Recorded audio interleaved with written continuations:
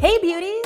Monica here from Jelly Smack, and wow, I've been meeting some boss ladies. Today I'm off to meet the lovely Afune Amaka, creator of Coco Swatches. I've been following Coco Swatches for years, and if you're another black girl who loves makeup, I know you follow her too. Let's learn what it takes to be an innovative beauty influencer like Afune and how to turn your passion into a business. Let's go! Thank you so much for having me. Oh, I'm happy I could talk to you. I'm a huge fan. Can you explain to me exactly what Coco Swatches is? So the word cocoa means, like, it alludes to color. The color cocoa is brown, chocolate, which is me. And then the word swatches is essentially a wash of color against a blank canvas. The blank canvas, in this case, being myself, and the wash of color being lots and lots of makeup products. I really wanted to make informed beauty purchases, and I was having a difficult time finding resources online. I created this Instagram page called Coco Swatches, and it started off as kind of a community building page where I would share what I had in my makeup stash, and I would encourage other people to use the hashtag to share what they had in their makeup stash. When I eventually launched the app, that's kind of where things really just took off for me. A lot of people were looking for something like that, especially at the time that it launched. I can't believe sometimes that this is what I do, so. Oh, I love that. I mean, that's how I found you, was like a gap in what I needed. Yeah. I think I searched like dark skin makeup or something like that, and your account popped up. Oh, okay, awesome. And I was like, oh. Yeah. And it was such a void filled. Yeah. I feel like someone like you who has made beauty like your living has to have a really strong enthusiasm for makeup. Can you tell me about like how old you were when you were like, oh, I like this, and your path? It's half kind of discovery and half analytical. I lived in a predominantly white and Asian neighborhood, so what I saw in the store was what I thought existed only. At the time, I just felt like it didn't do anything for me. I didn't feel like it complimented me. I just didn't think it was for me. I would just go to MAC and go and say, can you guys just play with my face and tell me what you think will look good on me, and then I would buy it. There weren't a lot of resources specifically catered towards darker skin tones. So, I would look for the black girl at the counter, or at least a person of color at the counter, to be like, can you help me? I need this thing. I'm looking for a nude. And when I look back, some of my recommendations even that I got were not, oh my God, were not great. It took so long for me to pick up Chestnut MAC liner for my nudes. People were not trying to give me the tea that I needed, a brown liner with these light lipstick they're recommending for me. If you weren't a black woman, then maybe you wouldn't notice. A lot of times when black women go into some of these counters, they get kind of treated like dolls. Man, I feel like you just recounted my entire life experience also. Yeah. So I'd love to hear more about one, starting a business as a black woman. Yeah. Were there any obstacles there, or did that play in your favor? Or no obstacles at all, it was so easy. Fine.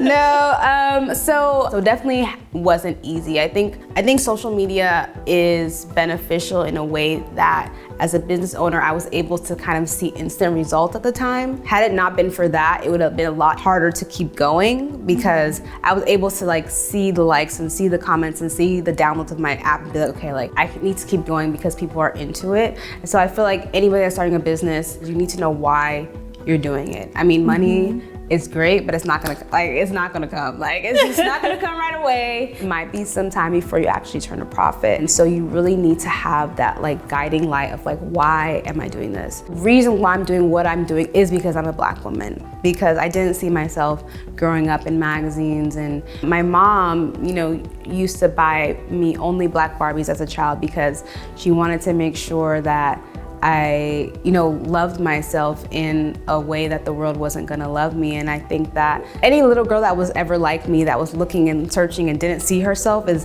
what I'm trying to, create a platform to celebrate. As a black woman in beauty, you're working with people that don't look like you every day. And you're combating people that don't believe in what you're doing, don't believe that there's need for it.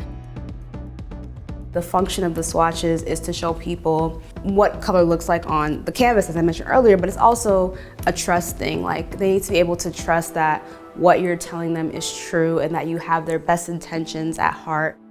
Just because I'm good doesn't mean that all the people that I started this for are good. And I want to always remember that and always use my voice in a way that amplifies and celebrates them. It's because they are still out there fighting. I mean, I'm still out there fighting, so.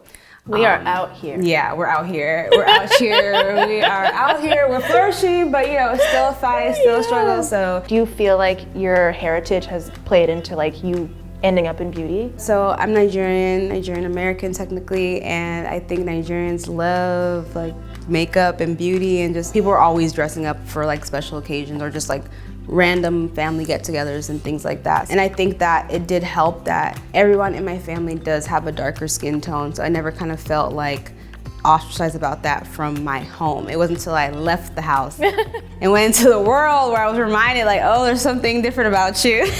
But like, my parents started taking my brother and I to Nigeria at a young age, so I was able to go to a country where everybody looks like me, and I think that looking at yourself and being like, I'm not abnormal because I live in this place where actually there's a whole country of people that look just like you. And so I just think that being from an immigrant family kind of opened my eyes to a worldview of beauty, not just the US version, and how beauty plays into that and how some of the issues that we face manifest through our experiences.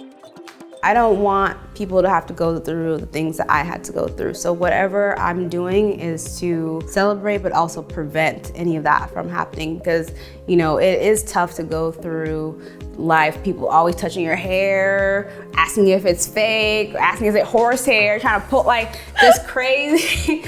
How many years does it happen before it's like you had enough? It gets old very fast. Very fast. Well, where do you see Coco Swatches going in the future?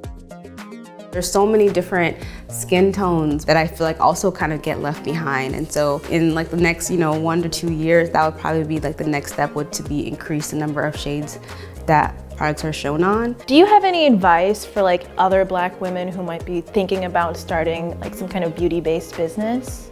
So I think my advice would first of all to be find your niche. You want to just contribute to the noise. So I think if you want your business to be successful, find a unique approach to it. Find a story that's not being told. Find something that makes you stand out, because sticking to that is what's going to give you that longevity. That's not going to get you lumped in with other types of brands. And two, know that you're not going to be an overnight success. I mean, sorry, I don't think anybody should expect to be, but especially us, we're just not. I mean, it's like once your 15 minutes passes, the work starts again. When you meet good people, stay in touch. Whether you can support that person at that time or that person can support you, it's always good to keep those connections because we know what we go through best. That is amazing advice. I've taken note. Well, I mean, thank you so much for talking to me today. Just like meeting you, you have such a true sense of like genuineness Thank you. in what you're doing, and I really appreciate seeing that. I appreciate you having me. I feel like I appreciate when we are given a chance to tell our stories and celebrate, and I'm so happy to have met you as well. Thank you so much for this opportunity. Our friend. Yes. And for anybody who just watched this, make sure you follow Ofune at Coco Swatches for any of your makeup questions.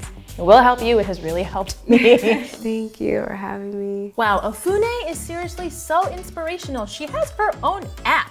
That's awesome. And I loved seeing her swatches in action. What did you guys think? Let me know what your favorite color to play with is when it comes to makeup. Leave me a comment below and subscribe to our channel. I'll see you later, ladies.